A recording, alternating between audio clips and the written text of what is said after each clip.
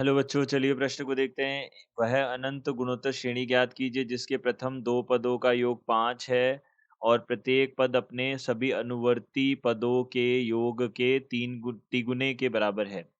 तो यहाँ से हमको क्या करना है, अनंत गुणोत्तर श्रेणी ज्ञात करनी है जिसके प्रथम दो पदों का योग हमारे पास में 5 है और प्रत्येक पद जो है वह सभी अनुवर्ती पदों के योग के तिगुने के बराबर है। तो सबसे पहले हमने मुख्य अवधारणा लिखी, तो मुख्य अवधारणा के अनुसार हम यहाँ से क्या बोल सकते हैं, देखिए मुख्य अवधारणा के अनुसार हम बोल सकते हैं कोई भी गुणोत्तर श्रेणी, अनंत गुणोत्तर श्रेणी ए आर की घात 2 ए आर की घात 3 इस प्रकार से अगर हमारे पास है, यह अनंत गुणोत्तर श्रेणी है।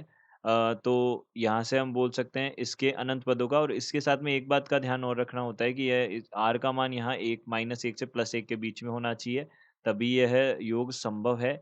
तो यहाँ से अगर अनंत तक हो तो एस अनंत जो है हमारे पास कितना बनता है, ए बटा 1 माइनस आर बनता है। इसका हम यहाँ उपयोग करेंगे।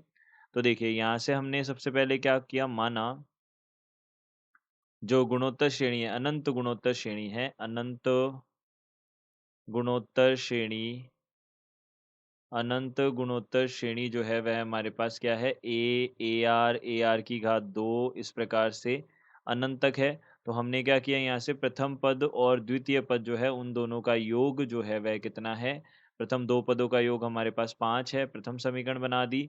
इसी प्रकार से जो प्रत्येक पद है वह अपने से अनुवर्ती पदों के योग के तिगुने के बराबर है।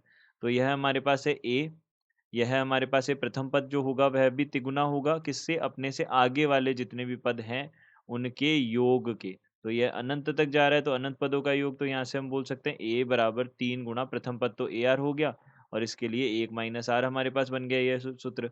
तो ए से ए तो हम काट सकते हैं यहाँ से, तो कितना बन जाएगा यहाँ पे, 1 माइनस आर बराबर 3 आर बन जाएगा। यहाँ से हमने बोला 1 बराबर 4 आर हो गया, तो आर बराबर 1/4 हो जाएगा।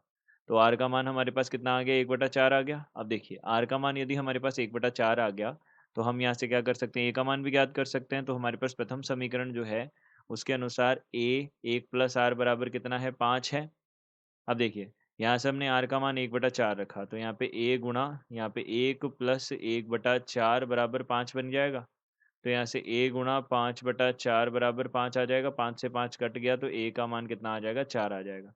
तो a बराबर कितना आ गया, 4 आ गया हमारे पास में, और r का मान कितना आ गया, r हमारे पास आ गया 1/4 आ गया। यह हमारे पास बन गया। तो गुणोत्तर श्रेणी क्या बनेगी, देखिए गुणोत्तर श्रेणी, श्रेणी जो है वह क्या बनेगी हमारे पास, देखिए 4, यहाँ से 4 गुणा 1/4 कितना हो जाएगा, 1, फिर 1/4 आ जाएगा, फिर 1/16 आ जाएगा, इस प्रकार से अनंत तक जाएगी। यह हमारे पास अनंत गुणोत्तर श्रेणी बन जाएगी। तो दिए गए प्रश्न का उत्तर यह है। आशा करते हैं आपको समझ आया होगा। धन्यवाद।